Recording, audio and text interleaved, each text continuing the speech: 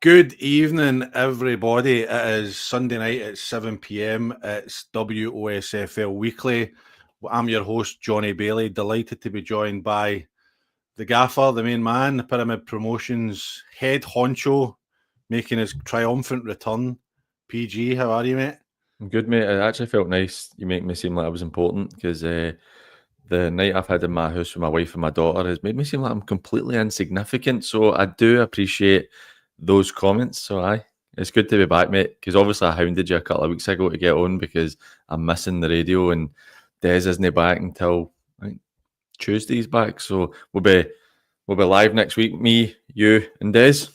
I can't wait to get back. We'll touch on that as we're going to get through the show. And just remember, this is a safe space, PG. So anything you want to air, I very much doubt that your missus will watch this. So No chance. If it involves me being in it, she will not be interested. Aye. See, we had that last week. I wished my wee boy a happy birthday on here last week. You've probably seen it, and I was like, "Why did I even do that?" Because that's like the Facebook does that go in and say like "Happy birthday" to my wife or whatever. And you're like, just roll her and tell her happy birthday.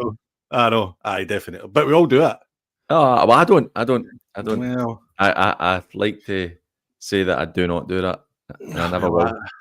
I do, unfortunately. But anyway, welcome to the show. It's good to have you with us. It's good that we're hearing that the Saturday show's coming back because you won't believe the amount of people that have come up to make games and ask when it's coming back on the air. People are genuinely missing it. It was a great innovation and it was really good. But thanks for joining us tonight. If you're joining us on YouTube live, please remember to get in touch. Drop us your comments, questions, anything you want to ask, anything you want to say. We hear all the time people will say on X, I don't know if you see it, PG, oh, you don't talk about this team, you don't mention this team. Folks, there's 80 teams. It's difficult to get to all of them. If we did, we'd be like here for 3 hours, do you know? So if you want your team spoken about, come and talk to us. Tell us about your team. And then I guarantee you, if you come along at 7 o'clock on a Sunday night and drop a comment about your team, we'll talk about them. So if you want your team talked about, come and join us and get involved. If you're watching, please remember, as always, hit the like button, hit the subscribe button to the Pyramid Promotions channel. Helps us a lot. Loads of great content coming out. We've got the Premiership show, the Football League show. Paul will hopefully be back this week with the West of Scotland build-up. You'll also get the Saturday show, and you might get the odd wee bonus show, like my wee midweek adventure. So make sure you're liking this video and all the other ones and subscribing to the Pyramid Promotions channel. Also, Johnny, sorry, Johnny, interrupt. I'm also thinking about maybe taking in the Mirimus derby next week. Or there you go. Whenever it is, 2 weeks, whatever it is. There you go. So if you want to see PG try to climb up a greasy pole, then make sure you're following the Pyramid Promotions channel. If you're listening in audio form, make sure download the episode, rate and review on all good podcast networks when this is available on audio form. Okay, before we get started, just a couple of words for our sponsors. First of all, Roxburgh Insurance Brokers. If you're needing any insurance needs, get in touch with the guys at Roxburgh and they'll definitely sort you out. As always, VSN Sport, Gary will get your team sorted out with some bespoke kit, some really good teamwear for your team. If you're needing it, get in touch with Gary. The number's at the bottom of the screen. And PG's not just blessed with his presence tonight, but he's brought a new sponsor on board as well. So a massive shout out to GLA Chauffeurs. Thanks very much, guys, for sponsoring the channel. If you're needing any chauffeuring needs, anything at all, executive transfers, golf tours, whiskey tours, anything at all, then get in touch with the guys at GLA Chauffeurs. I found them on Instagram, so you'll get them on there. Get a look at their page, and if you're needing anything like that, get in touch with them. And tell them that we sent you, and then maybe they'll give us even something more. That would be good. It would be good. Great. Right, listen, guys, comments are flying in already, which is fantastic. Keep them coming. We'll get stuck straight in, PG, to the Premier League. I'll go first because I was at I went to Auchinleck yesterday. I went to Talbot v St Cadoc's, and it was a good old-fashioned doing, to be fair. But it was a... Do you know you get these really strange games where you blink and it's like, oh, that's the game over. How did that happen?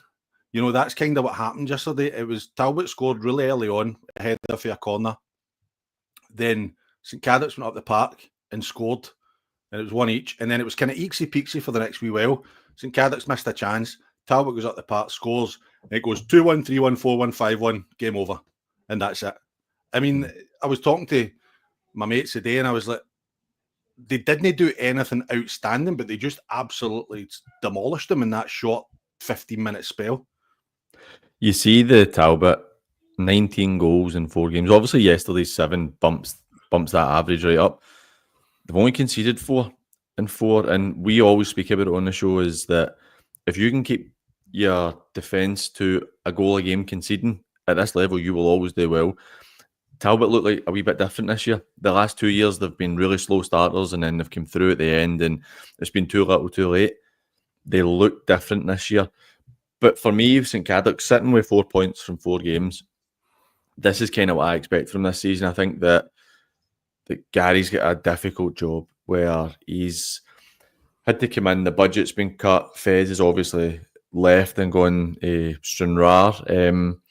And it's too much to replace a lot of what they've lost. And I genuinely do not mean any disrespect to Pierce McGarvey here by saying this, but you look at because I've never seen Pierce play, so I don't know how he is, but he left to go to Drum last season, was kind of surplus to requirements, and now he's come back in, and that's kind of where they're at now, where they're maybe players who were fringe players from last year will be your mainstays in the team.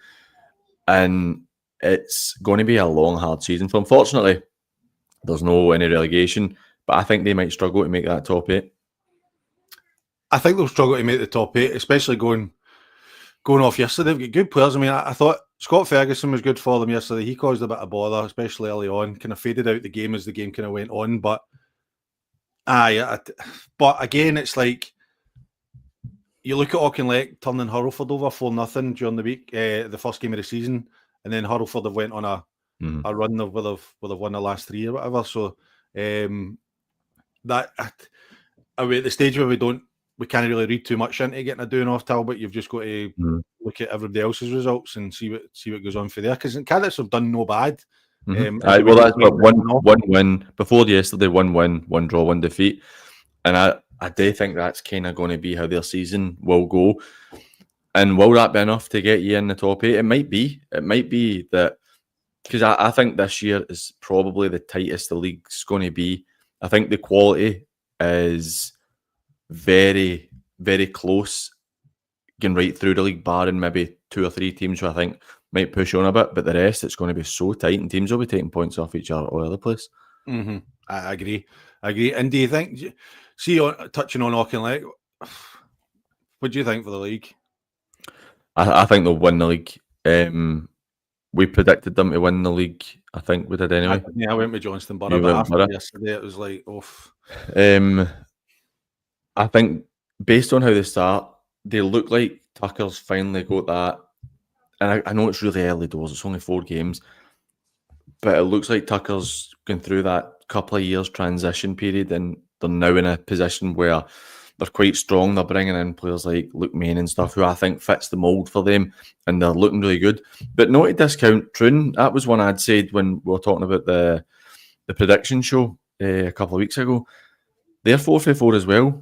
They've only conceded 2 goals. They're looking really solid themselves, and it's going to be interesting. Even you mentioned Hurlford.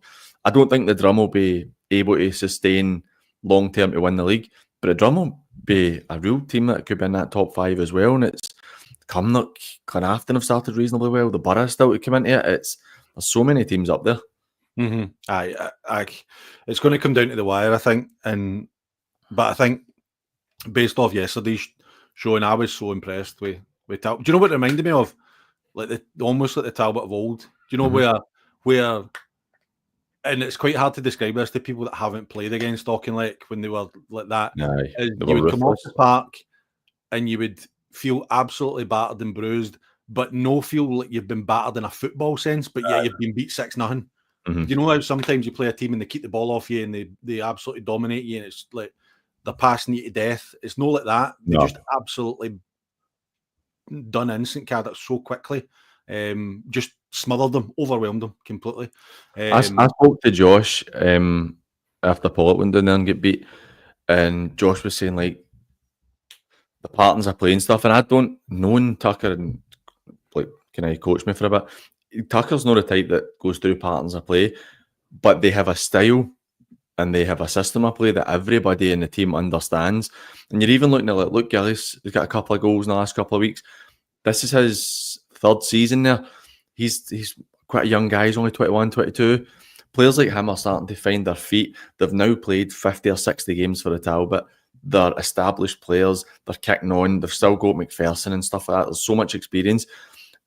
But they know what they're supposed to do. And I don't think anybody would ever accuse the Talbot of being a silky, ball-playing team. They've got quality where they can play if they need to play, but they're so aggressive. They're so aggressive in their press. They just smash you. And you like you said, I think I lost them about 6 or 7 times playing, and every time it was just the same thing. You couldn't stop it. Aye, definitely. We've got a wee comment there for Jacob just saying can't see by the Talbot for the league. Started like a train. You've got to kind of agree. And Craig McGee's joining in as well, talking about it. So, kind of echoing what I said. And it was good to meet Craig yesterday, put a face to the name. So it was good to meet you yesterday. On Troon, a good result for them yesterday, beating Beath 1-0. I think going by the report and what I've heard, it was a game where they had to dig in and almost grind out that 1-0 victory. So that'll please Jimmy that they're showing that they can be really good on a football sense, beating Cohen 6-1 the week before. But yet when they need to grind it out and get a 1-0 win, they can do that too. I think that that might be the difference with Troon this season to years gone by, where Troon could go and beat anybody, but they could also have an off day and go and lose. And Beath's a hard one to say just now because I've only won 1 out of 3. But like Thomas Collins coming in, good experience. Obviously, been at Beath before, but good experience at Clydebank. You've got Liam McGonigal, who's been Clydebank for years. He's won things with like WOSFL and stuff. So they're starting to bring in which probably looks like the right type of player. And it's whether Mick can get them turning. But I think they're in a bit of transition just now as well. And I don't see them. They probably struggle to make the top 8 as well. But again, you wouldn't be surprised because there is quality on that side. And they've just added Thomas Collins as well. That's what I just said there. Did you? Sorry. I feel like you were not listening to me. Sorry. It's like sitting with my wife and my daughter, honestly. You know what it's like? You've been in this chair, you're checking the league table, you're checking the thinking of the next 4 things. You know what I mean? You're doing a million things. And Troon go to Cumnock in midweek, which should be a cracker up at Well, I actually saw Cumnock play against the Borough a few weeks ago, and it wasn't a very good game. It was quite dull. Like, it wasn't dull in terms of like there was no quality in the game. I can see why Cumnock last season we spoke about it a lot. They didn't score a lot of goals, but they didn't concede many goals, and I could see based on that performance why they were really stuffy. They were well organised defensively, but they didn't offer too much. And I thought the Borough were quite good that night in terms of moving the ball, but they could have been a bit more clinical. But Aaron Mason really impressed me. Really impressed him. I thought he was very, very good on the night, and he's got a wee side to him as well. You could see that he's not a pushover. And first time I've seen him in person, obviously, you see highlights and stuff, but I thought he was cracking. I thought he was really good that night. Aye, Aaron's a good player. I remember talking to Stevie Farrell when he took Aaron in for a summer, like a pre-season up at Dumbarton to get a look at him, and he really liked him as well. But there was just whatever, and he ended up no signing there. But he's definitely got the talent to step up. I think. Talk to me a bit about Drumchapel, PG, because you know more about Drumchapel than I do. Another great result for them, 4-0 away to Renfrew. Still to concede a goal this season, which is incredible. I know. Do you know tell me about Drumchapel? I actually think that Hope's biggest strength is how he brings players in. Like, people maybe think the Drum have this massive budget, and they don't. They have a decent budget. They don't have an insane budget that people have said they do, right? But he just has a knack of bringing in good players. And I don't think you'd mind me saying this. Hope he's not an overly coachy type coach. He picks good players and tells them he wants them to play football and allows them to go and play football. And I think that you see they've added a wee bit of quality this summer, and like Big Tomo and Fries and stuff like that. There's quality in that team. Monty. I think they'll do well this season. I don't think they'll win it, but I would be massively shocked if they won in the top 5 or 6 this season.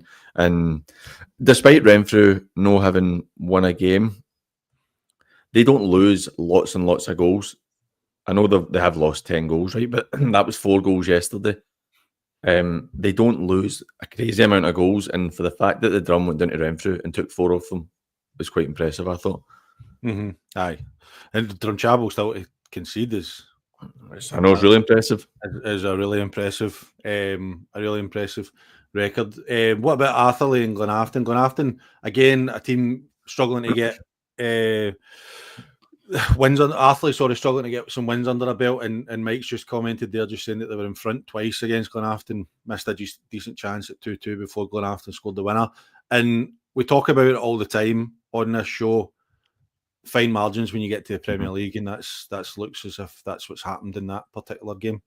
I think you've hit the nail right in the head there with fine margins, where you maybe not get punished in the first division for that. Even though the first division is a really competitive, tough division, there's less quality in it, obviously being the league below, and I think that Atherley are just struggling a wee bit because that's been a couple of games they've been goals up and ended up throwing it away, and I don't think it's coincidental that the bottom 4 are the 4 that came up. I mean, that's Renfrew have got one, all 4 of them, have got 1 point. Oh, sorry, I'm lying. Shots are in the bottom 4, Cowan in a 5th bottom. And I don't think it's coincidental that that's your bottom 5, really. I mean, Shots just stayed up last year, and the 4 of them coming up, it's a really, really big step. And considering this year, I don't think that there's a Clydebank in the league this year, but I think there's a lot more teams who are very evenly matched and a bit ahead of their teams. Do you think we're almost getting to like an English Premier League situation where the gap between the Premier League and the First Division is widening in terms of finance and resource? Aye, the finances in the Premier League are quite scary at times, particularly at the top end of the table. And I know there's teams in like the First Division who have a bit of money, your Gart Cairns and stuff like that.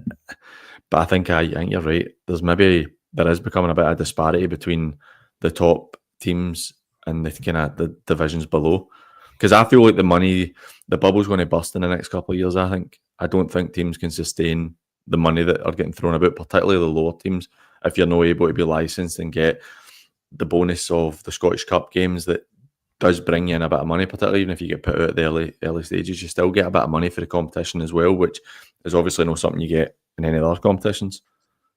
Mm-hmm. Yep. Hurlford again on a wee bit of a run after losing their first game, won their next 3. 2 really tough away ties as well. They went to Glenafton and got a victory, and then Largs yesterday. It's a really, really strong result for them. They're given their season last year, getting off to a good start this season would have been paramount for Dan Henderson and the boys. Well, you backed it on the prediction show that they were going to do well this year, and I wasn't so sure. And it looks, again, I know it's 4 games in, but it looks like you've been on the money with it, because that's some credit to Hendo. And you look at Taz getting 2 goals yesterday. I mean, he must be 66, 67 now, and he's still banging in goals. It's ridiculous how well he's done and how good a career he's had at this level. Aye, it's unbelievable. I played with him that so long. He's been going around, played with him at Glenafton. But I agree, and I don't know if you caught it, but I watched Arnie Stuart Davidson, the Lars manager's interview after the game, and I think he looked raging would probably be a kind of understatement. He looked really disappointed with the performance, and particularly I think there'll be a few choice words happening during the week down at Largs, given performance after the game. Largs, they're not a team that you expect to lose 3 at the first 4. No. I'm wondering if that's a sign of it's going to be a difficult season for them as well. And I wonder, see for Largs and B, then I'll put Pollock into the same category. For the last couple of years, they've not been expected to win the league. I think they would all accept that, and there's no any pressure. But does this come into play this year with having to get the top 8, and then there's pressure that these teams don't normally have, because they're normally too good to get relegated, but they're not good enough to go and win the league. So that you've got that kind of safety net where you can lose a couple of games here and there, but that might not be the case this year as well. And where do you pull your resources as well? Because how much do you push your budget to try and get it? Like, how do you gauge how much you need to spend to get in the top 8? Mhm. Now, I know. normally, right, we need to go crazy if we're wanting to try and challenge for the league. But if you're trying to challenge for the top 8, how do you gauge how much extra investment we need to put in? And Craig's just saying there about losing their captain, Stuart Falls, obviously might have been a bigger loss than we thought. Interestingly, Mike Cameron's just saying about co-winning, they'll get rid of the women's team to put more money into going into the top 8. I'm not sure how much money the women's team will hoover up at co-winning, but it's an interesting proposition if so for them. And like you said, they've had 1 win at their first 4, lost 1-0 yesterday to Cumnock, so they'll need to improve a wee bit as we go. And then finally, Pollock getting a good win against Rutherglen, finally getting off the mark. We said last week on the show, it's just about that first win for them. I spoke to Josh earlier on this afternoon. Again, I've got loads of manager updates coming up throughout the show, which is great. So stay tuned for all them. And as is often the way in football, the very first sentence, so many times have you heard this, we've probably played better this season and lost. It happens all the time, you know. But he says they probably were second best. They dug deep with 10 men, showed great character, looked most likely with 10 men, but it was a really difficult game. Wasn't conducive to good football, but really pleased to get 3 points, and that's really all that matters, just getting that first win.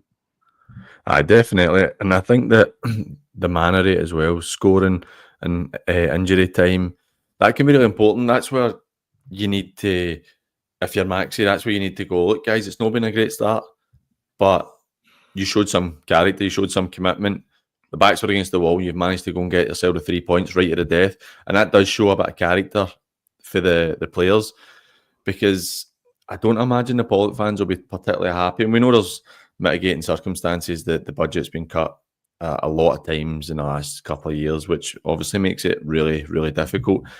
But the Pollock fans still expect a lot, and it's going to be a long, hard season for Pollock. But again, that's where if you're Maxi and you're making a big deal of the fact that you've actually managed to get a really important 3 points here, and that could be the kickstart for your season and could help the players feel a bit better about themselves as well. Because you know it's like losing's a habit, just like winning is.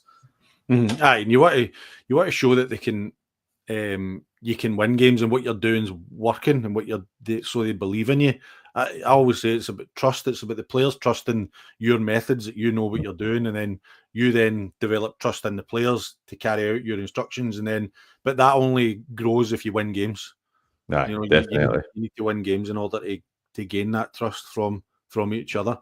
Okay, mate, we'll move on to the first division. I suppose we'll start at the bottom of the top. What do you think? We'll start at the top, seeing as we're trying to get caught up with who's going up and who's going down. Well, a team that I would maybe suggest would have been up the top would have been Whitlets. I thought Vela Clyde beating Whitlets yesterday was a great result for John Hughes and the guys at Vela Clyde. I spoke to both managers actually, so great. Again, even I'm always kind of wary when you text managers that have getting beat the day before, like give me an update on your game, because I don't know how I would have took it when I was managing. But Graham Neal, the Whitlets manager, just came back just saying another tale of poor defending, which has proved costly, but they'll strive to improve it. Felt they played relatively well, but they know games are won and lost in both boxes, and you get punished for it in this league, and they'll go again on Tuesday.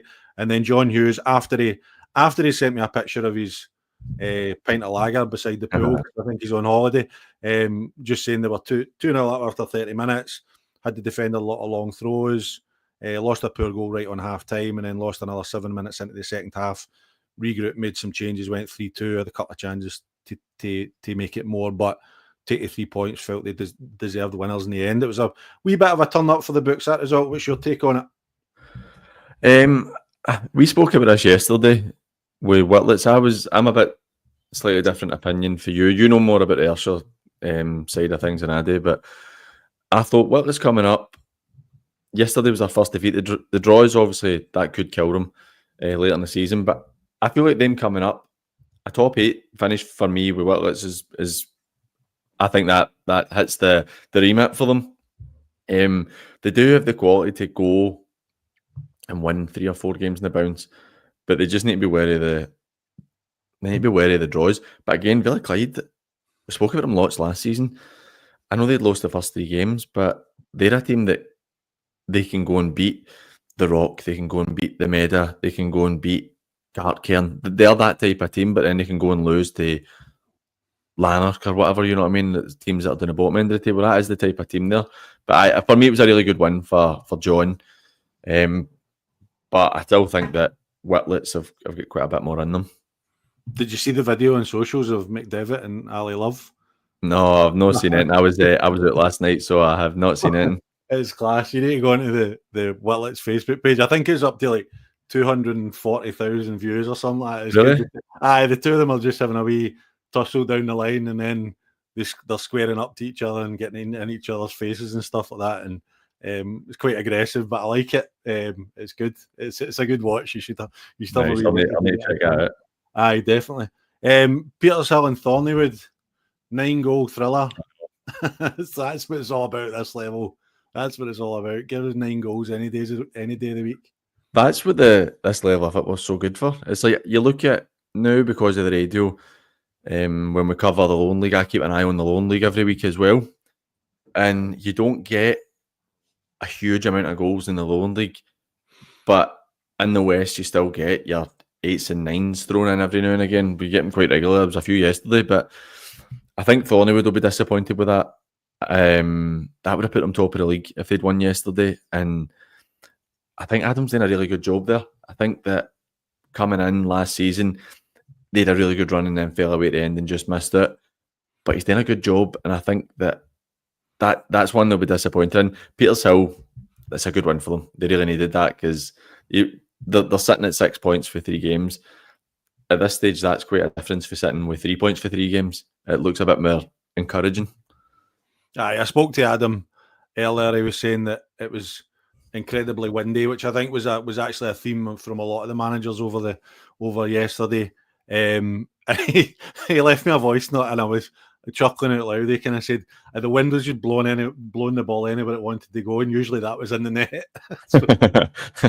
But he says it was just one of those ones where it would go goals, and we were trying to get the winner, and we kind of changed it to try and get the winner, but then they got the winner, and it's just one of those things, you know.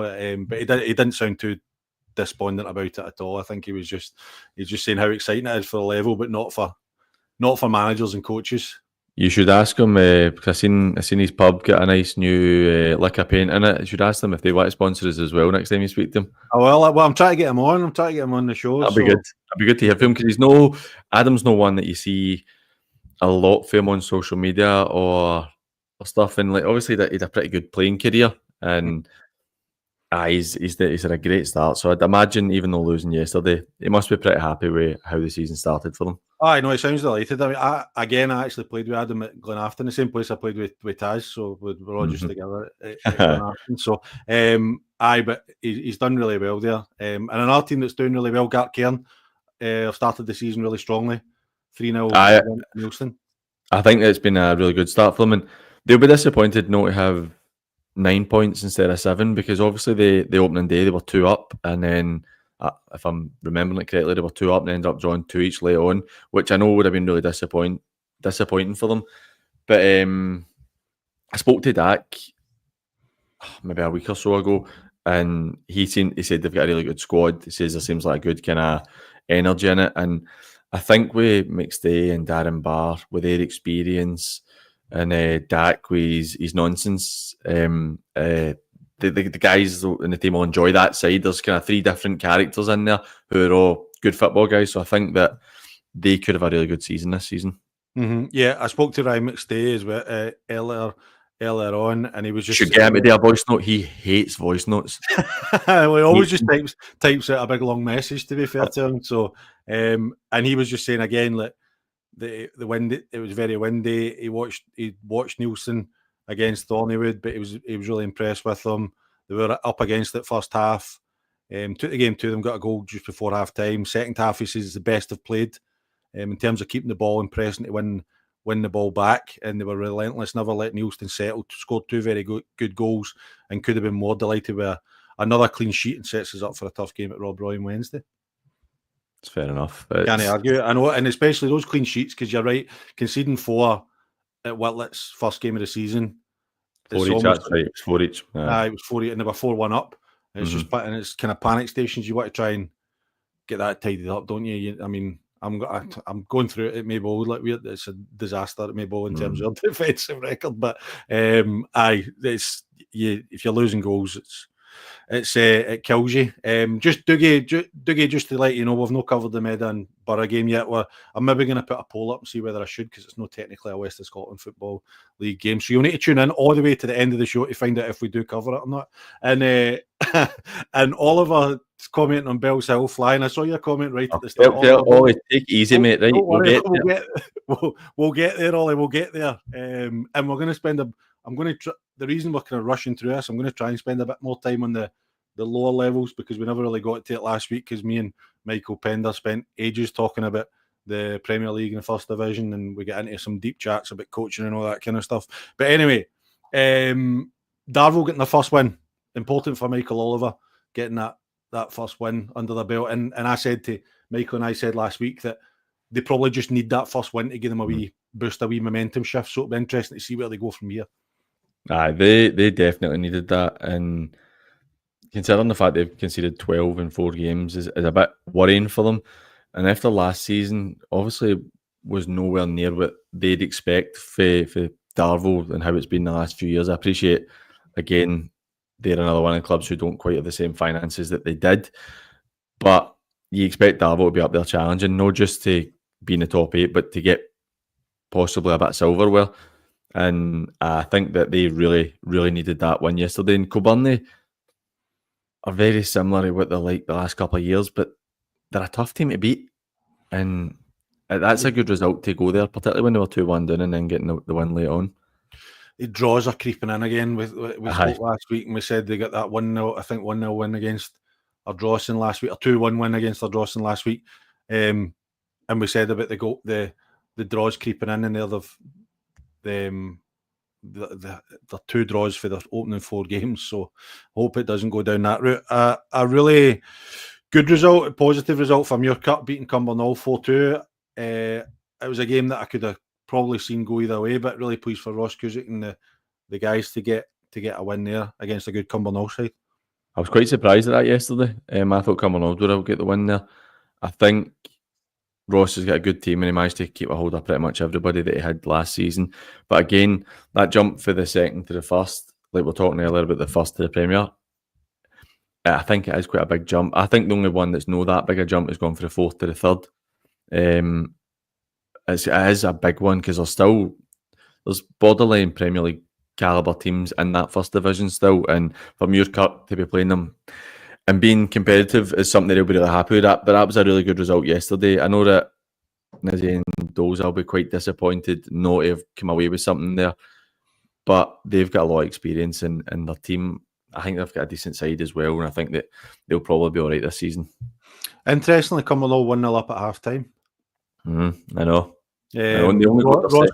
Ross got back to me. I love Ross's message, because he's always very succinct and to the point. You know what I mean? There's no big elaborate stories. But it's basically just game dominated by the win. They're lucky to get in at half time 1-0. By the way, he says had to calm everybody down. Scored 4 goals in 7 minutes after the break. Wasn't too happy with how they seen the game out, but delighted to get the first win of the season and hopefully gives them a bit of momentum. So whatever he said at half time. I wonder if he tried to calm them or if he went mental. I wonder what character Ross is. Well, I suppose he would probably. I think Ross is the type of guy that would probably have told us if he'd tore a snip off them. You know, think. Probably, he is quite an honest guy. He is. But a really good result for them. You want to give us a wee word in Benburb? Well, none of us predicted Benburb to be in the top 8, and I think that is very telling. And they've scored 3 goals in 4 games, no wins, conceding 12. That's really not good enough. I mean, you look at, they've got some decent quality in there. You've got Noah Young, who I think could kick on to be a good player at this level. They've got Declan Black. They go for Pollock, who I think at the first division level, Declan will be a good player. Is Hamish McKinley still there as well? He was on the bench yesterday. So, I mean, it's it's looking like a long, hard season for them. And again, they're very fortunate there's no relegation. I'm not saying this will last all season, but what I'm seeing, and obviously Scott Perry, who did the radio with us last season and stuff, Scott's been doing it at Port Glasgow pre-season, and they battered the Bens, and Scott was like, the Bens were miles off it in that game, and it's quite worrying. It's quite worrying for them, and I wonder, I don't know Frank Lovren really at all, but I wonder where his head will be at, where the Winters brothers will be, because I don't know how much time that they'll get if you're continuing to comfortably lose in a division below what you were in last season. I know. Again, it just comes back to that question about expectations, doesn't it? Mm-hmm. What's the plan? Because you're probably how long do you leave it before top eight's unachievable? I know. Because the thing is, beginning into the last couple of months of the season and still jump into the top eight. You look at Villa Clyde last year, who were sitting with third bottom in the first division or the fourth bottom for ages, and then ended up finishing 8th, 9th, 10th there because they had a really good run at the end of the season. So, I mean, how long do you leave it before you realise that we need to change this if we're going to get in the top eight? I know you look at it. For talking sake, say the Bens lose the next two, and you're sitting there going, "That's 6 out of 6 of those." But in that league, say they go and win, I know it's hypotheticals or other place here, but say they go and win 4 in the bounce, you're right back in the hunt, and you've maybe moved up 3 or 4 positions, and 8th is looking possible based on that form. But it's hard to see right now, for everything I've heard pre-season and the start of this season, that I just don't see it being a good season for the Bens. And they play Whitlets during the week at home. It's going to be another tough one. Mm-hmm.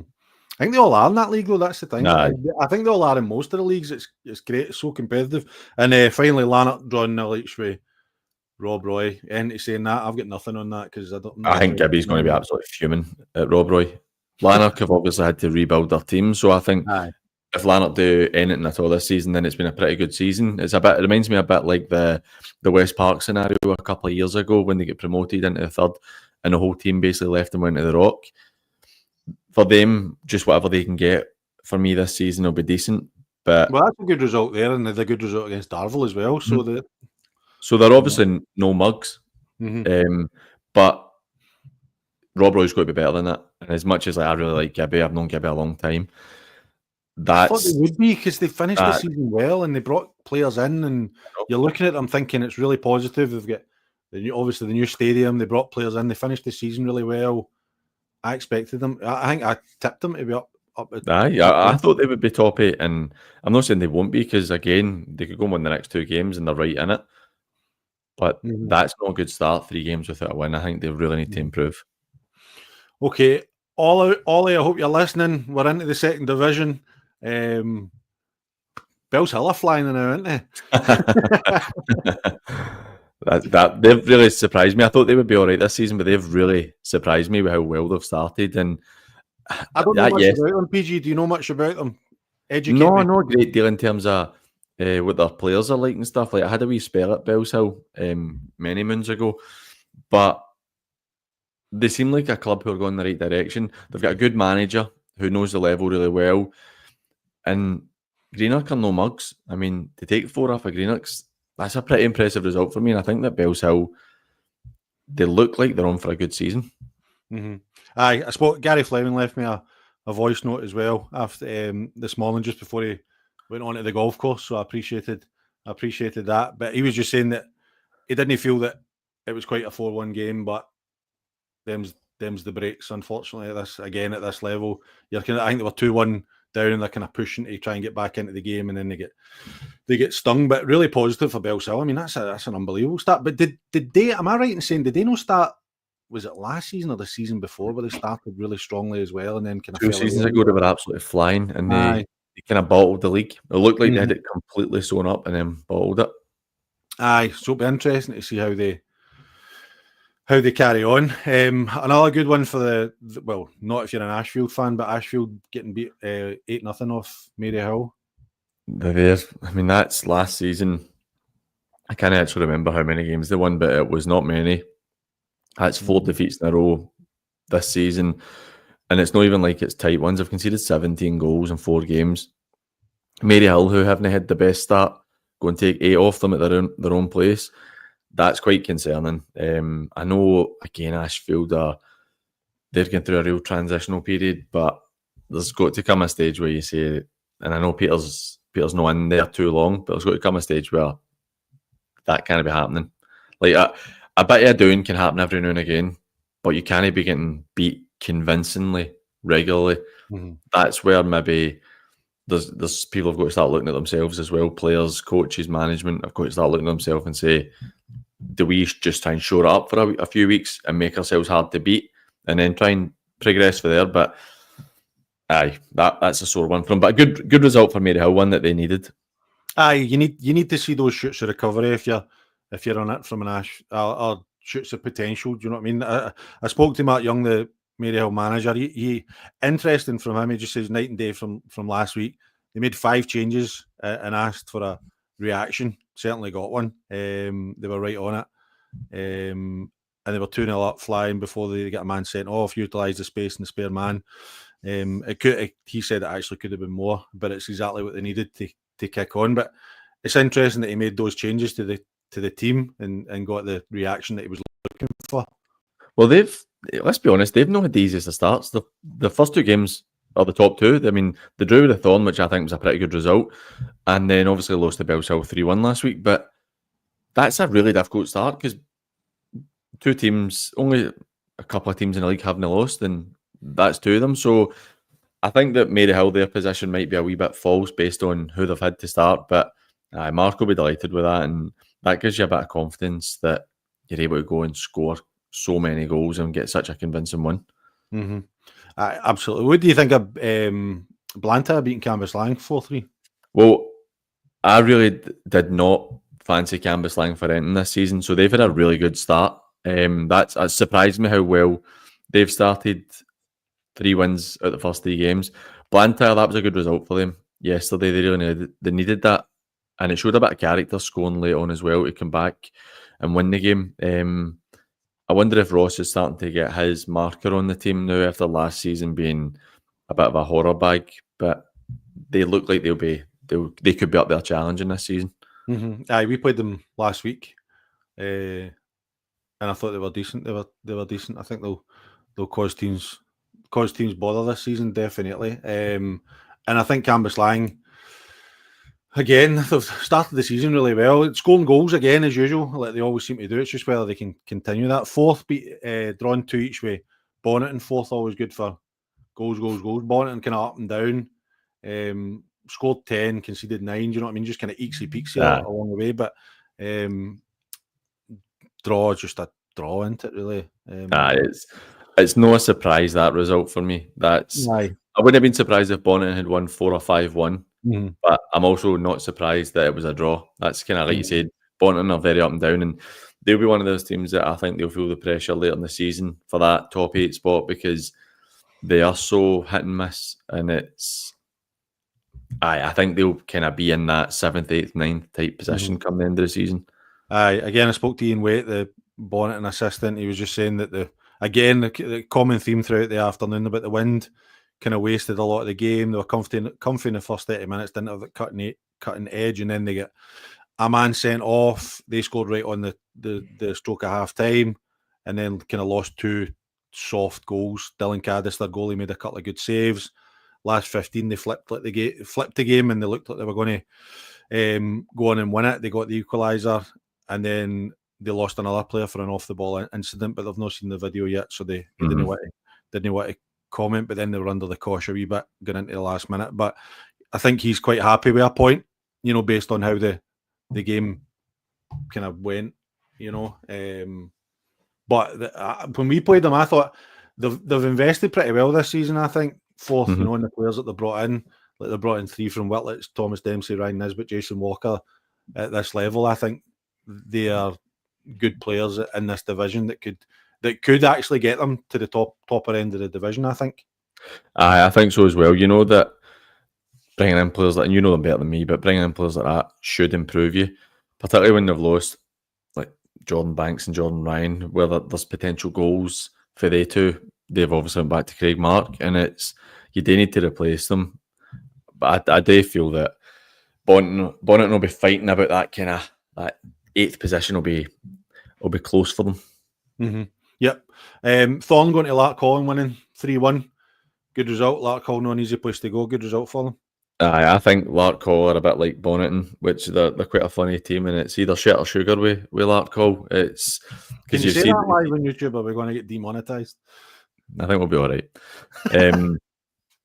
But it's either they're either really good or they're no, and that's a good result for Thorn. I think the fact that the Thorn have lost so few games in the last 3 years in league action is so impressive for coming through. I mean, second in the 4th division.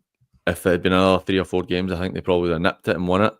They strolled it last season in the 3rd division, and it looks like they're just continuing. And it's such an impressive job that the Thorn are doing. It really is. Larkhall will be really disappointed though, because for me, they're a team who have to get promoted this season because they have quality in that side. They really should be getting promoted. Mm-hmm. Yeah, definitely. I spoke to David Watt, the Thorn manager, and he was just saying really happy to get 3 points at a tough venue. Played well throughout. Conditions suited them. Said the pitch was great, suited the way they played. Thought Larkhall were trying to be physical and direct, but the wind made it difficult for them holding it up and carrying it out, and the wind was carrying it out of play. Thought it deserved the win. Larkhall could have been down to 10, but Larkhall probably should have had a penalty in the last 5, which should have increased the pressure, but deserved the win in the 3 points. So good. Fair enough. Aye, definitely. Les Mahago, 3, Mayball 3. What a game for the neutrals that was.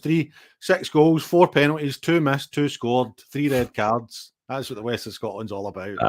I think Les Mahago are probably over the last couple of years have been the best value for money in terms of goals. And locals have got to be up there.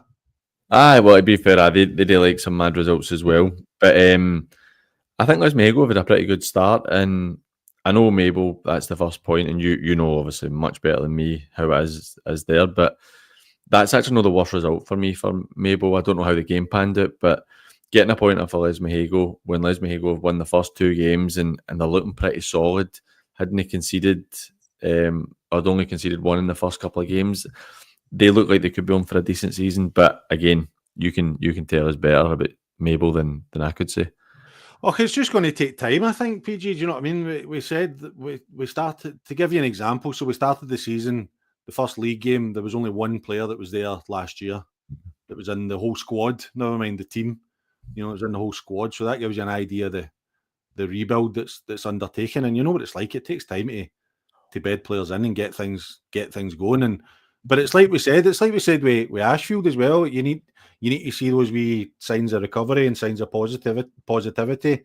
And yesterday, I think, from what I heard, spoke to the boys, that they were happy, obviously, going down to 9 men for such a long period of time during the game and giving away the penalties and stuff like that. I think they were pleased to get away with a point, and hopefully it kind of spurs them on. We play Threave on Tuesday, who obviously beat Kilsyth 5-0, Kilsyth Athletic 5-0 on Saturday. So, but a really tough game on Tuesday. We'll see how it goes. Well, just touching on that Threave and Kilsyth game, I'm not surprised that Threave are doing well because we spoke about it a lot. They're a good team and they've got boys in their team who score all the time. Your Harry Officers, your Ross Irvins, your Dylan Craneys. You've got boys who just score all the time, and it's hard not to do well if you're scoring a lot of goals. Kilsyth, on the other hand, I know they've basically lost the full team, and it's a really tough job to try and replace that, like, as you just touched on with Mabel. But I think that they'll probably be looking for a bit better than that, and conceding 10 in your first 3, it's not overly encouraging. Granted, 5 of them yesterday, but it's not overly encouraging. Mm-hmm. Yep, and the last game, Cali Locos beating Kilsyth Rangers. I was a wee bit surprised. Kilsyth Rangers have started the season well. I'm surprised that Cali Locos going to Kilsyth and winning, but a good result for them, really positive.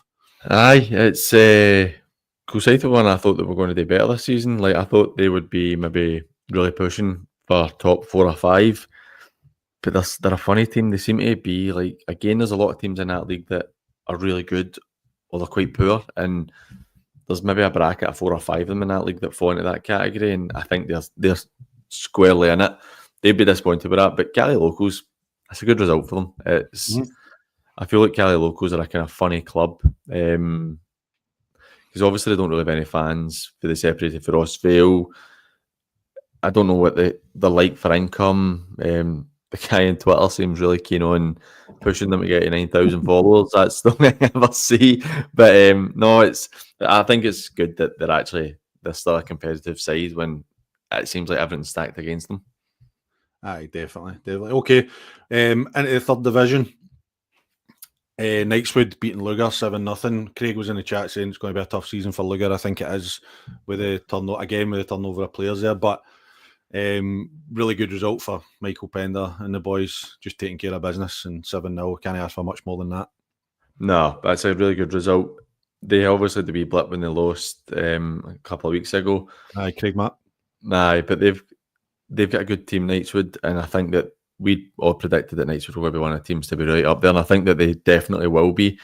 But aye, it's for me that was a good result, and as like you'd said about Craig mentioned with Lugar, it's really looking like a tough season for them. I mean, 18 goals conceded in the first 4 games. It's no good viewing for them. Mm-hmm. Aye, I've seen some comments in the Lugar social media. A few guys are not happy with certain aspects of it. But speaking to Michael Pender, he was just saying he was delighted the 6 boys missing.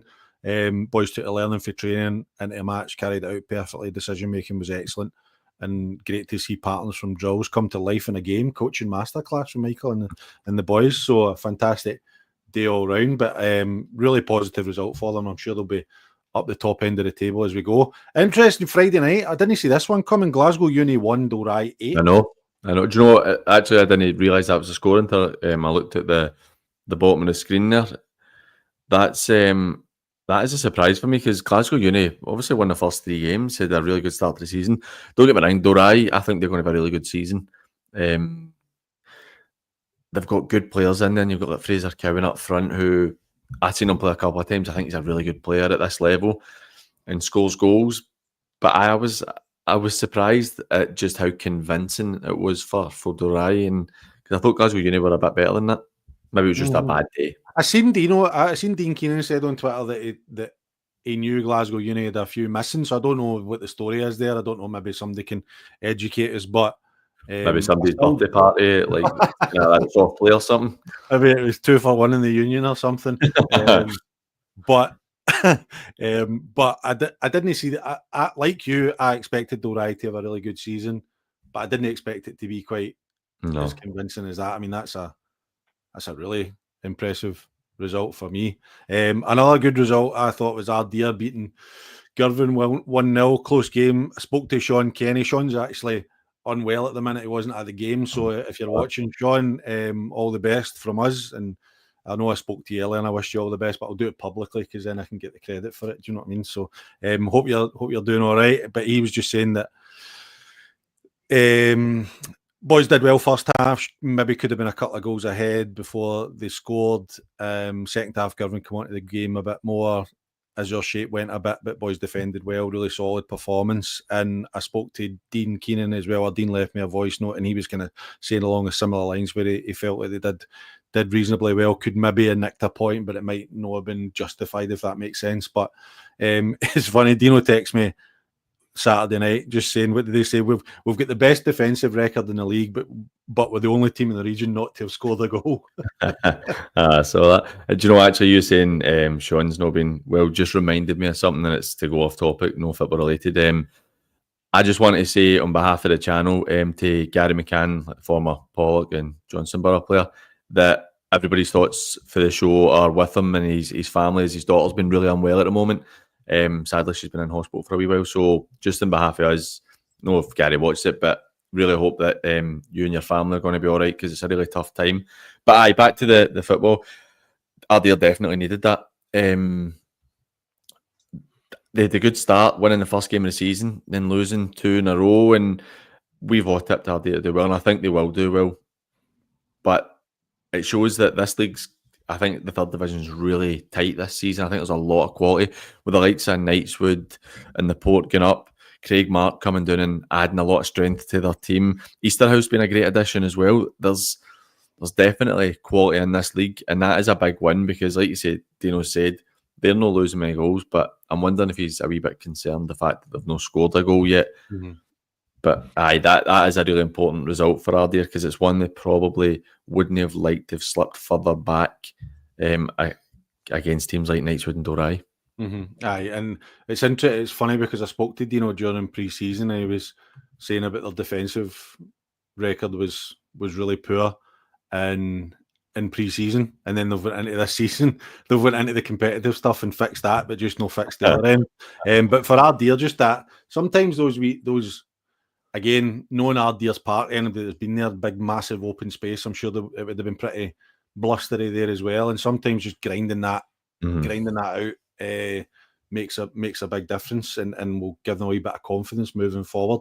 Leo's just mentioned there saying it's on Twitter that the uni said they were missing 15 players. How are you even able to field a team? I know. Why do they play? I take it they need to play on a Friday Fairday at home. There must be that. Right. Because you would think, why would you let a rain? Because surely 15 boys don't just wake up on Friday morning and don't come unless it's like the old Arsenal food poisoning thing, remember, years ago? So why do you... I don't know. Anyway, it's maybe somebody for the uni can get in touch with me. I don't think I've got anybody for Glasgow Uni on X, but if anybody wants to get in touch with me and have a wee chat about it, because I don't like criticising things like that when you don't know the full story. Because I did a character. I did it to Campbelltown last season, and the secretary messaged me on X to just correct me, put me right. So that's fine. No, you take that though. Oh no, absolutely. I was delighted to hear from him. Do you know what I mean? Because I gave him a bit of stick about playing the Saturday Sundays, and he got in touch with me just to explain the situation and why it happened and who was behind it and all that kind of thing. And I was like, happy days. Do you know what I mean? Because we can only go off the information that we get. And then we just fill in the gaps, you know. So, but if anybody for the uni knows what's going on, right? Your beloved Port, 2 each draw with Craig Mark. I think Craig Mark start to the season. That's a decent result for Port Glasgow. Do you know? Funnily enough, I was out in Bishopton last night. Went for a wee Indian with my mates, then went to the pub. And as I was walking into the pub, Tam Jameson was walking out of the pub. So it was good to see Tam, and he was saying that he was a wee bit disappointed because they were ahead twice. And they've thrown away. But I made the point to him, and I think that Craig Mark are going to be good this season. Mm-hmm. And I made the point to him that later in the season, you could be looking at saying, getting a point in at Craig Mark's no the worst result in the world. I think that they when you maybe look at it with a kind of rested mind, you can say that's actually all right. That's a decent result because Craig Mark are a good side. And it's a tough place to go when you're playing against a decent Craig Mark team. And I imagine that the community will be getting right behind Craig Mark just now with the fact that they are improving, particularly after how bad last season was. But the Port, I went down and watched them against the Ants, and they beat the Ants 3-1, but it was a comfortable 3-1. They were decent. They've got a lot of energy in their team. They're a boy right back, Ben, I think his name was, and I really liked him. Thought he was very good, very direct when he was running with the ball and stuff like that. Quite a nice player. Then you've got Sid in the middle of the park. You've got Dylan McLaughlin up front. There's just a good bit of quality in that Port team, and I think that they'll have a good season. So, on looking back, it's not a worse result, and Craig Mark will probably be reasonably happy as well that a team that they'll be competing with up there, they didn't lose any points to them. Mm-hmm. I spoke to Jordan Banks, the Craig Mark striker. He gave me a wee update on the game. Just said he felt a draw was fair. They had the best chances in the first 30 minutes. Then, moment of madness, their goalie handles it outside the box and gets sent off. Port Glasgow score for the free kick. Second half, Port Glasgow go down to 10. Red cards everywhere as well, not just goals, but it seems to be red cards everywhere this week as well. Port probably just the better team in the second half, go 2-1 up. And then it had to add in that I equalise again with 2 minutes to go. Port nearly win it and hit the post with the last kick of the ball. So it's probably one of those ones, like you said, where both teams will probably come off the park, but once you've chilled out for an hour and had a glass of wine or something, you think actually it's probably a point gained rather than 2 lost. Aye, definitely. Glasgow United getting beat 2-1 off Glasgow Persia. I didn't see that one coming, given Persia's start to the season. Glasgow United continue to be the perennial disappointments, you know, in terms of nothing surprises me with Glasgow United. I know. I just think that, I mean, they've got Temps who I know Temps is getting a wee bit older now, but at that level, Temps is still dynamite. You've got Goodwillie, who again at that level is dynamite. Was Effie Ambrose playing yesterday? Do we know? I don't know. I didn't see the lineup. Sorry. Did he turn up at all? It's Was just he on time? Did they start the game with 10 men? It's such a weird one, but the fact that they even had to start with 10 men shows how worrying it is, or how strange things are, because you're bringing Effie Ambrose on, who's an internationalist, played in the Champions League, won the most. He's won everything you can win in this country at the top level, and he's somehow playing for Glasgow United. But if he turns up late, they don't have enough players to start with a full team. It's such a strange situation, but a really good win for Perthshire, because they needed it after losing 3 in the bounce. Mm-hmm. Yep. Toby's got in touch. He was at Fanat v Kello yesterday. Fanat 2-0 up, looking good. Then defensive mix up and a penalty, it never was, making it 2 each. And a drop of 2 points for Fanat on the road. Again, it's probably one that, with those circumstances, they would have probably been really disappointed. But I would imagine if you'd spoke to the boys for Fanat this Saturday morning and said, you'll get a point today, they would probably have took it. Aye, because Kello had a good start to the season. Mm-hmm. I mean, still undefeated. They're sitting on a point off the top. That's been a really good start, and it shows the quality that 3 of the 4 teams that have come up for the 4th division are in the top 5 or top 5. So I mean, it shows the strength that's come up into the league, and I'd say that's a decent result for Fanat, considering they've not had a great start to the season. Do you know what Kello are, though? PG Kello are like one of these teams that we talk about sometimes that don't lose a lot. You know, they don't seem to lose a lot of games. They'll win or they'll draw. They always seem to get something out of games mostly, and that's probably why I think did they not draw like 5 or 6 in a row last year towards the end of the season? So they don't lose a lot of games. So again, a point down there, down in deepest, darkest Dumfries and Galloway is a bonus. A bit of a wee surprising result, Glenvale. Maybe not a surprise, but Easterhouse had been going well, but Glenvale beating them 4-3. What's your thoughts? I actually thought Easterhouse were going to nick it yesterday. Glenvale, I think Lewis has done a really good job there.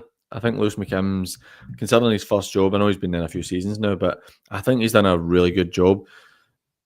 I've praised Andy Suter so much. I think the job he's done at Easterhouse has been ridiculous, and the fact that they're showing that they're holding their own in that division when they got the 4th place, so they get kind of up on a technicality. But for what I've heard from a couple of people this season who have seen Easterhouse, is they're a good side. Maybe be a bit naive at going up a level and losing games like this where you think they might win it. But I think that they've got a good young side, and I'm not overly surprised. I think the Glenvale are a decent team as well. But it was a good result for Glenvale. Mm-hmm. Yep. And finally, another game that was played Friday night, Yoker and St Anthony's playing out a draw.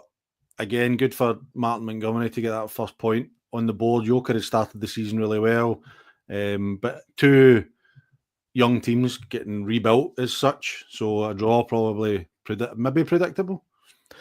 I'd have thought Yoker would have won based on what I saw with the Ants when they played the Port.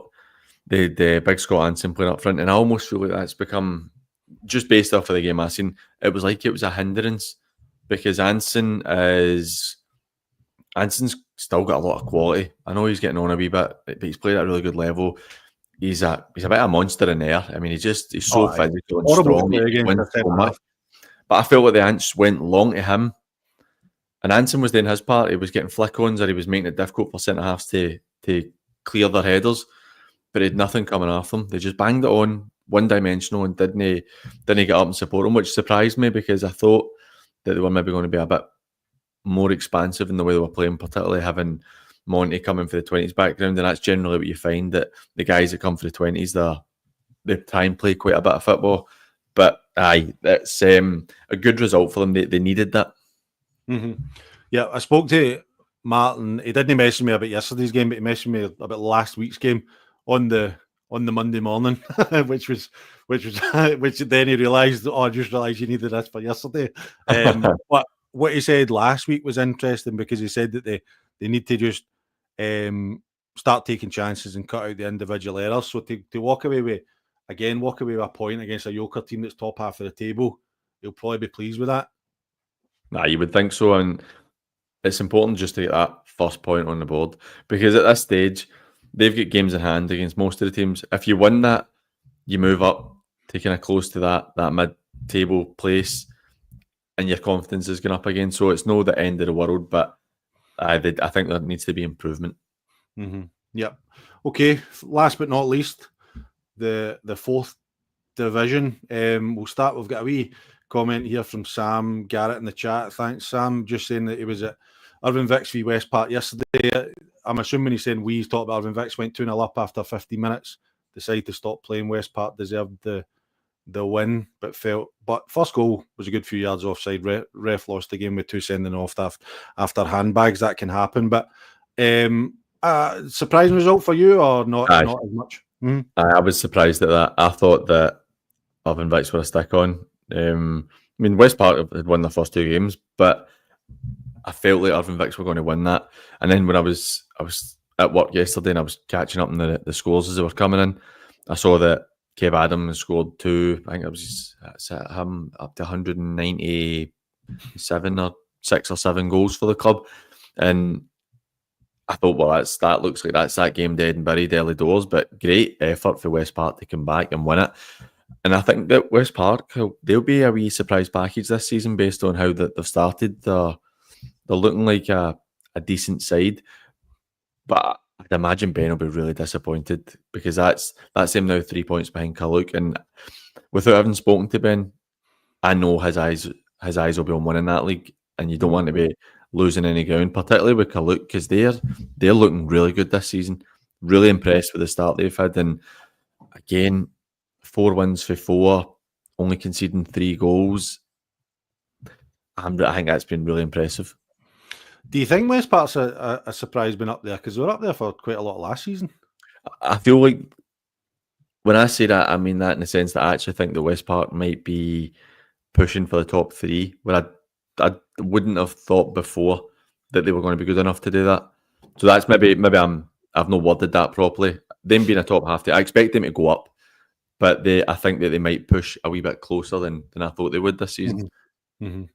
Yeah, I think so. And Carluke, just as you touched on there, just carrying on the really strong start to the season, which I keep banging on about because I did predict it. So hopefully the guys can continue that. But that's another really good result. And if it was windy everywhere else, just imagine what it was like at the John Baillie Stadium on the top of Mount Everest at Carluke. So a disaster. Vale leaving beating BSC 6-0. I was surprised at that one. I've had a few conversations with Barry McColgan, the new manager at BSC, who seems like a great guy, and he's got a really tough job in his hands rebuilding that squad at BSC. And he was just saying that they not a good day, no complaints, but they look at Vale leaving maybe one of the favourites to be up the top, and they can't start games because they didn't get going until 30 minutes in. Conceded right before half time. Again, conceded just 5 minutes into the second half and stuff like that, and then get a red card. They just couldn't break up play or slow it down. So, but he started well in there, Barry, with that squad. They've got more points after one. After 2 games, they've got more points than they did in 30 games last season. So, clear signs of improvement. The fact that they've got 5 points for the first 4 games, I think that's really good for them. I mean, it got to the stage last season where we were just feeling so sorry for them. The fact that they were getting smashed every single week, which I know they got a bit of doing yesterday, but Vale even have come for the league above. They're going to be one of the teams pushing to try and win a title. That can happen when you're trying to put a new team together, but I think that they've had a great start and good result for Vale even. Not so good for BSC, but I think that it's been a good start to the season for BSC. Mm-hmm. And another team that's a good start, maybe surprising to me, being down this neck of the woods, is Eglinton being sitting, I think, 4th in the league now, 2-0 away to Rossvale yesterday. I know that with Kevin Deaney getting in there in the summer, and they had a bit of a rebuild to do, getting players in and stuff like that. So half of me kind of expected this to be a bit of a transition year for them, but he'll be really pleased with the start that they've had of the season so far. Definitely. I think I didn't expect Eglinton to do much because I'd heard that Kevin was struggling to try and get players in. But again, he's experienced manager at this level. He's coached at a higher level in the West setup. So he knows his stuff and he'll have good connections. And the fact that they've not lost a goal either, I think that's a great start to the season.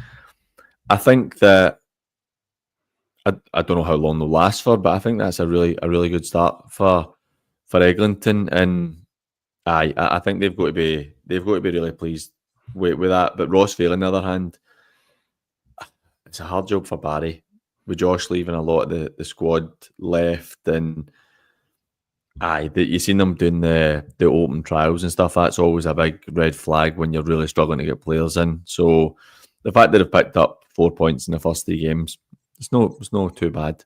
Mm-hmm. Yep. St. Peter's get their first point, drawn away to Royal Albert, which I think is a good result. Again, I spoke to Kenny Henderson, St. Peter's manager. He says got 4 boys back yesterday, which made a difference. Performance was so much better. Chances to extend their lead in the second half. Rode a luck at times. Goalie made some good saves, but really pleased with the point, and hopefully can be a platform for them to kick on now. For me, that's 2 teams who are underachieving already at the start of the season. 2 teams I thought would be. I know Royal Albert haven't lost yet, but that's 2 teams I actually thought would have been pushing to try and go and do something. Particularly Royal Albert. I think that I know Connor would be looking at trying to go and win that league, or at least get as close to it as he can. And Kenny had done such a good job last season, the second half of the season with St. Peter's. So I'm expecting a bit better, considering they'd lost 9 goals in their first 2 games. But maybe that's it, getting players back in. A 1-1 draw with Royal Albert, which is a decent enough result. I was actually at Royal Albert's Park last week. My son had a tournament there. I tell you what, it did not look like that when I played there. It's looking brilliant. They've done some job with that park. It looks really good. So well done to them on that. But I think 2 teams who are maybe underachieving a wee touch at the start of the season. Yep. EKYM get their first victory. Tough place to go away to Saltcoats. Saltcoats two losses in the bounce now after a good start for Stevie Wilson and the boys, but a good result for EKYM getting their first victory at this level. I think you look at EKYM, I tipped them to finish I tipped Irvine Vicks to win the league, but EKYM were one I was looking at, and they've had a really tough start, to be fair. I mean, they've had Carluke, Irvine Vicks, East Kilbride, 3 of the top 4, and then obviously yesterday they go and pick up the win. And Saltcoats are definitely a team on the up as well. But I think it's maybe showing, you look at the Thorn doing so well and kind of running through the leagues, and people are saying, oh, well, the best amateur teams are scushing it. And I think the Thorn are a bit of an outlier in that. I think East Kilbride, YM are maybe, know that they would have thought they'd have come in and squished it, but people have thought that they would be much closer to the top of the table. It's maybe showing that the 4th division's got more quality in it now than it did before, and maybe that it's not quite as easy as people thought it was before as well. But it's a good win for them. First win for the club at the level, so congratulations to East Kilbride on that. I'd imagine Stevie will be disappointed though, losing at home after winning the first 2 games, and then, like you said, 2 defeats back to backs. No ideal, but there's definitely signs of improvement for Saltcoats. Aye, it's funny you get that chat about amateur teams coming up, and I think sometimes it's the same in our Premier Division, where they look at it and go, oh, the gap to the League 2 and League 1 isn't that much, but actually normally it is. Do you know? And by the way, on any given day, a team can beat a team, right? But I think over the course of a season, I think that's when you start to see the gaps a wee bit. But it'll be interesting because maybe we'll get 5 or 6 amateur teams joining the setup next year. Well, you're looking at the talk is, I don't know how accurate this is, but the talk is potentially merging the 3rd and 4th division next season if they don't bring in a big influx of teams, and then regionalising it. So you're basically, see if that happens, you're almost back to the old junior setup. Nah, I don't think that's a good idea. With the East and West in the Lowland League, and then it filters down into regional stuff. And I think that you're basically, whether it's good or bad, you're basically, if that happens, going back to how it was 15 years ago. That's not for me, that. I know but that's, again, I don't know. By the way, this is coming from someone who's involved at Maybole, and we've got one other Ayrshire team in our league, so I'm not talking out of both sides of my mouth when I say this. We've got some horrific journeys from Ayrshire this year in the 2nd division, but I don't think that's a step in the right direction. I think that's a backward step, in my opinion. But anyway, we'll see what happens. I don't want to get into another conversation about reconstruction. I think we've done it. There's Craig's comment there. current proposal in minutes is 8 teams in Division 4. I'd actually rather it was regionalised than you had 8 teams, because I think that's nonsense. Are you talking about regionalising Division 3 and Division 4? That's what I'd heard, aye. Or the full thing? No, just Division 3 and 4, putting them together and then regionalising it. So you're effectively trying to make it more sustainable for the clubs at the lower level, because there'll not be as much travelling. Aye, which right, okay, is better. Now you've put it that. I was assuming it would be like kind of 1 in Division 1. No, it's just that I've maybe not said that probably. So it's just the 3rd and 4th, what I'd heard. But Craig's obviously in the know better than me. And I think that an 8-team 4th division sounds absolutely rotten. Right, well, the 8-team 4th division is just overtaking your suggestion as the worst suggestion I've heard for a while. So get that to bed as quickly as possible, because that would be, who wants to play in an 8-team division? Rotten. Nobody ever. No. Get that. I also think it devalues the quality of the setup. I think that it becomes a bit of a joke. Well, like I said, I'd probably rather they just took a division away and then put the two of them together. I think that that's it. It's new, so just do it. Like, we can change it. You know what I mean? It's only been around for a few years, so just change it, reorganize it. We don't have to keep the 5 divisions. Let's get rid of one if we need to. You know, that's what's killing Scottish football, is the fact that we've got 10 teams in each division playing each other four times. And you might say it's exciting because the points gaps are narrow, but do you really want to see the same team 4 times? No. It's like you could end up drawing teams in cups and having them 7 or 8 times a season, and it's no. I don't think it's conducive to improving the standard of the football. Aye, definitely. And then finally, we'll just touch on the last couple of results in the 4th division. East Kilbride Thistle beating Giffnock 3-2. Good result for East Kilbride Thistle. Disappointing start for Giffnock for me. I thought they were doing better than they are. I mean, they've not won a game yet. I know John Dale at Giffnock will be really disappointed with that, and it's really not great. I think that they've with what they've got in place, they should be looking to push on in terms of their whole setup's brilliant, and they're a club who I've said I think could really go places, but you need to win football matches, and they're not doing that just now.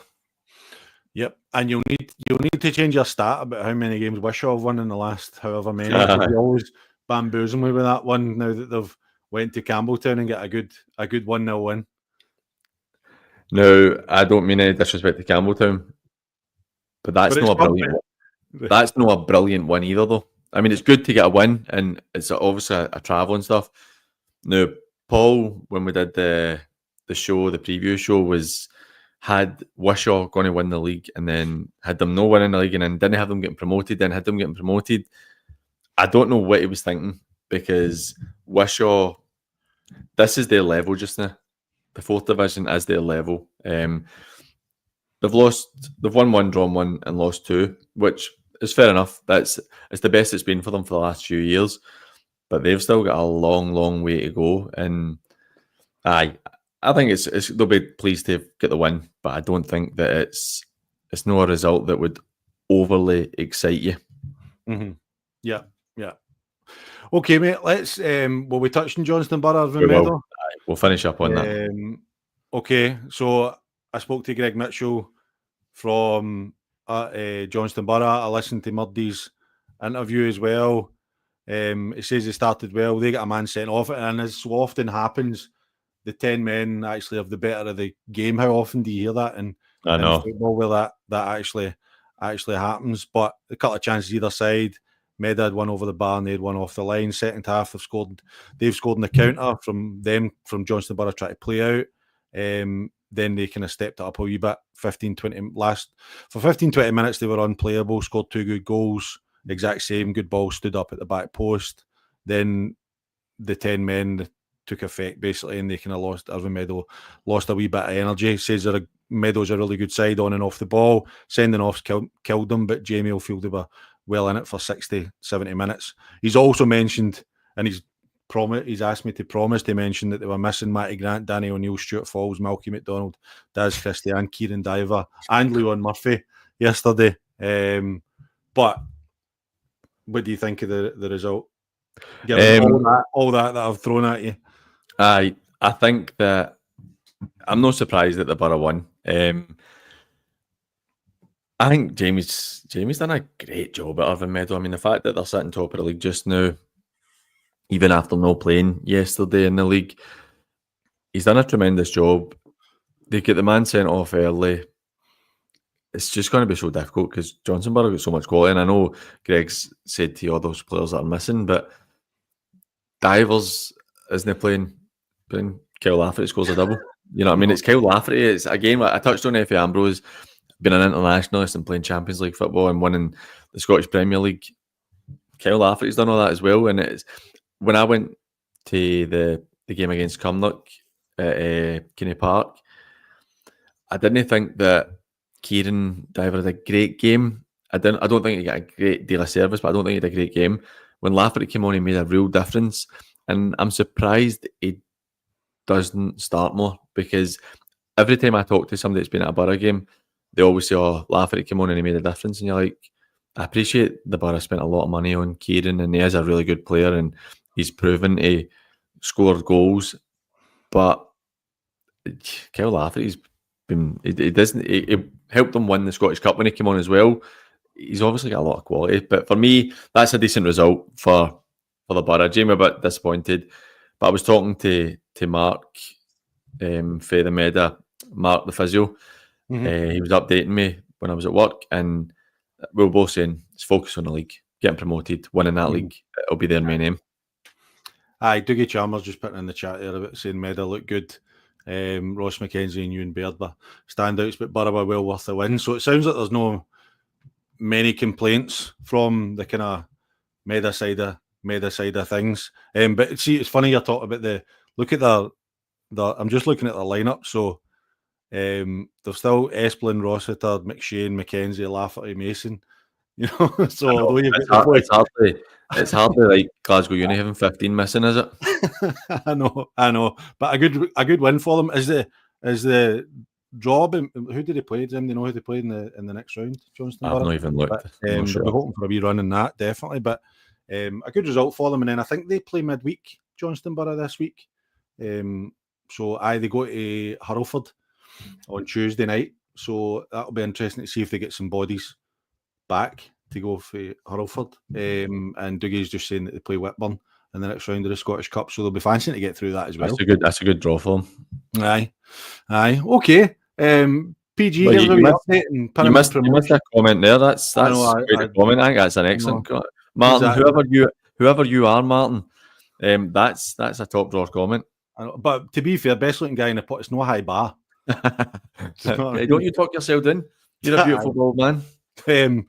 Right, mate, tell us about the Pyramid Promotions channel. What's happening? When's the Saturday show coming back? So we're hoping that it's been a wee bit up in the air with certain issues the last couple of weeks. Obviously, you've been very consistent, and Shay and Brooklyn have been really consistent with the Premier League show, which has been great, and we appreciate all the support. Hopefully this week we're going to have Jordan and Michael back with the league show. Hopefully Paul will be back this week with the build-up, and then on Saturday, myself, Jonny and Des are back. I'm only going to be available for the first hour and a bit because I need to go to work, which I'm absolutely scunnered about. But I'm really looking forward to being back. Honestly, the first weekend of the season, I was in Ireland. My brother coaches in America, and he brought one of his teams there for the Northern Ireland Cup. So the family went there to see him, and my wife was raging with me. I was sitting for hours just scrolling through Twitter to check all the results, and it's so good to be back into it. I mean, we miss it when it's not here, and we're glad that everybody's still supporting the channel, and there's a lot more to come for us, because I think we've been nominated as well for the content. I've actually gone blank on the name of it. The Content Awards, which myself and Dak managed to do pretty well in a few years ago. So when all that comes out, it'd be great if you could vote for us and support the channel. Maybe we can win a wee award. An award-winning podcast would be nice. It'd be good. I will get that plugged. Don't you worry. And I'm looking forward to Saturday. Looking forward to getting back on the radio. But I just noticed this bloody South Challenge Cup. Oh, I know. Absolute donkey week to come back. I know. But anyway, we'll make the best of it, as we always do. With some Sour Patch Kids and some M&S biscuits, we'll make the best of it. Well, there is 51 fixtures. I know. So I know that the aye, but what I suppose some good games though, because I think Thornley would play Albion Rovers. I think just off the top of my head, yep. that'll be a crack. Bonest United and Johnson Borough. That'll be a good game. And just purely selfishly, maybe we play Hillabeath as well, which will be a tough game for us down there. So, but I know, looking forward to it, mate. But thanks very much for coming on this evening. Thanks for having me. And joining us. It's great. It's always good to have you. And listen, there's 21 games during the week. I don't know if maybe we'll get a wee WOSFL midweekly. I think that could be a shout. That could be a shout. The only issue I've got is on Thursday.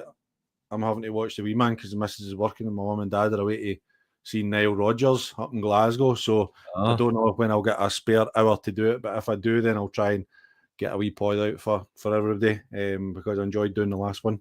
And hopefully you can check it out.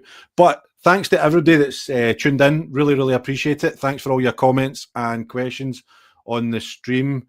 Remember, if you're watching, please hit the like button and subscribe to the Pyramid Promotions channel.